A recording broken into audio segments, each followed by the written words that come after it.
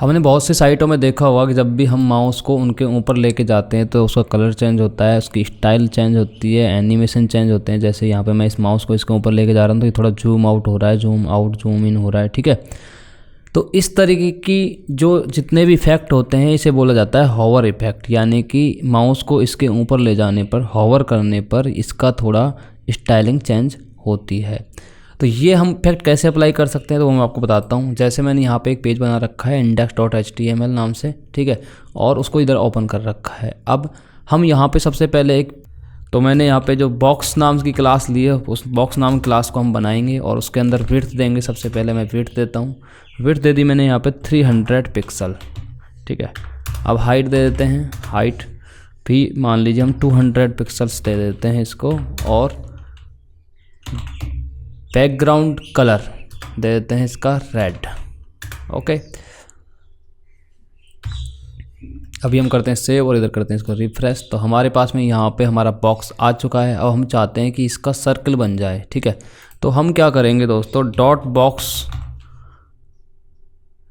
जो हमने क्लास बनाई है यहाँ पे उसको हॉवर करेंगे। हॉवर करने के लिए मुझे यहाँ पे कॉलन लगा के हॉवर लिखना है। हॉवर लिखने के बाद में मुझे सिर्फ इसकी विड्थ और हाइट तो है ही हमारे पास में, लेकिन उसकी स्टाइलिंग चेंज करनी है। तो मैं यहाँ पे क्या कर दूँगा, बॉर्डर रेडियस यूज़ कर लूँगा 50%। जैसे ही मैंने बॉर्डर रेडियस को यूज किया तो मैंने यहाँ पे किया रिफ्रेश, तो देखो ये सर्किल में डिवाइड हो चुका है। फुल क्यों नहीं हुआ, क्योंकि यहाँ पे हाइट और विड्थ अलग अलग है। तो मैं 300 कर देता हूँ। अब देखिए एकदम में बिल्कुल सर्किल बन रहा है। तो इस तरीके से आप हॉवर का उपयोग कर सकते हैं। अब हमारे पास में एक और प्रॉपर्टी होती है जिसका नाम है ट्रांजिशन, ठीक है।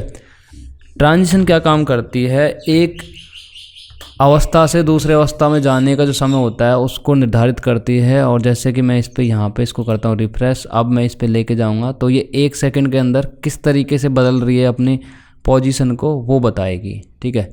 यहाँ पे बहुत सारी चीज़ हैं हॉवर के अंदर की। हॉवर के अंदर हम टेक्स्ट के कलर को भी चेंज कर सकते हैं। जैसे हमने यहाँ पे इसको हटा देते हैं, यहाँ पे लिखा हेलो दोस्तों और यहाँ पे किया रिफ्रेश, तो देखो ब्लैक कलर में यहाँ पे आया है ये। अब मान लीजिए मैं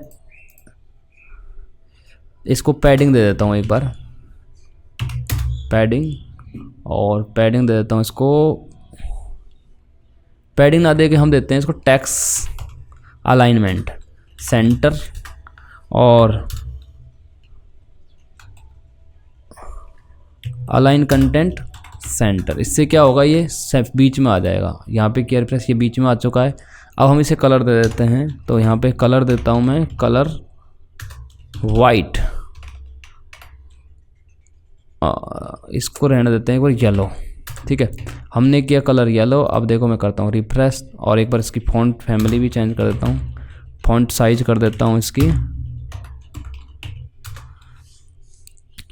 20 पिक्सल।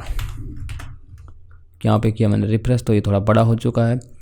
अब जैसे मैं चाहता हूँ कि यहाँ पे जैसे मैं इसको हॉवर करूँ तो हमारे कलर टेक्स्ट का कलर भी चेंज हो, तो मैं यहाँ पे कुछ नहीं करूँगा, कलर कर देता हूँ वाइट और मैंने किया रिफ्रेश, तो देखो अब ये कलर भी इसका चेंज हो रहा है। अब हम यहाँ पे एक चीज़ और चेंज करके दिखाता हूँ मैं आपको। फ़ॉन्ट की साइज़ मुझे चेंज करनी है। जैसे फ़ॉन्ट की साइज़ यहाँ पे 20 है, लेकिन इस पे करते ही मैं थोड़ा जूम हो जाए अपना फ़ॉन्ट, तो यहाँ पे दे देंगे फ़ॉन्ट साइज और यहाँ पे कर देंगे 50 पिक्सल्स और इधर किया रिफ्रेश। और अब देखिए मैं इसको लेके जाता हूँ तो हमारे पास में हॉवर करने पे ये इफेक्ट चेंज हो रहे हैं। लेकिन एक चीज़ है जो हॉवर करने पे चेंज नहीं होगी, तो वो है क्या, फ़ॉन्ट फैमिली। फ़ॉन्ट फैमिली और यहाँ पे देते हैं टाइम्स न्यू रोमन, तो है ये ऑलरेडी, तो यहाँ पे तो कोई फ़ॉन्ट फैमिली देने की ज़रूरत है नहीं है। इधर देते हैं हम फ़ॉन्ट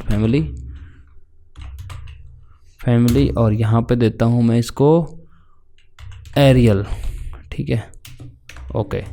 यहाँ पे दिया मैंने एरियल और इसको किया रिफ्रेश, तो देखो अब मैं जैसे ही इसको कर रहा हूँ, तो एक चीज़ नोट करना आप, जैसे मैं इस पर कर रहा हूँ ना हॉवर, तो फॉन्ट फैमिली तुरंत चेंज हो रही है, ना कि जो हमने 1 सेकंड दे रखा है ना उसमें नहीं हो रही। जैसे मान लो मैं ट्रांजेक्शन टाइम 5 सेकंड कर देता हूँ। अब देखो मैं क्लिक इस पर ले जाते ही फॉन्ट फैमिली तुरंत चेंज हो रही है, लेकिन बाकी जो इफेक्ट है वो एक पर्टिकुलर एक टाइम में चेंज हो रहा है। ऐसा क्यों हो रहा है? ऐसा इसलिए हो रहा है दोस्तों, जितनी भी वैल्यू होती हैं, जो वैल्यू नंबर के अंदर है ना, सिर्फ वही हॉवर में चेंज होगी और ट्रांजेक्शन के साथ में चेंज होगी। ट्रांजेक्शन जो इफेक्ट दिया है, जो टाइम दिया है, उसके अकॉर्डिंगली ओनली फॉर जिसकी वैल्यू है वही चेंज होगी। अब आप सोच रहे होंगे कि यार वैल्यू तो यहाँ कलर में भी नहीं है, कलर में भी आपने वाइट लिख रखा है। तो कलर जो होता है हमेशा RGB से बना हुआ होता है। मैं आपको समझाता हूँ, RGB, ठीक है, जिसमें 255 मैक्सिमम वैल्यू होती है, 0 मिनिमम वैल्यू होती है और 0 मिनिमम वैल्यू होती है। यानी कि ये एक प्रॉपर्टी है। अब जैसे आपने वाइट कलर दिया तो यहाँ पे 000 कलर आया, तब जाके ये बना, ठीक है।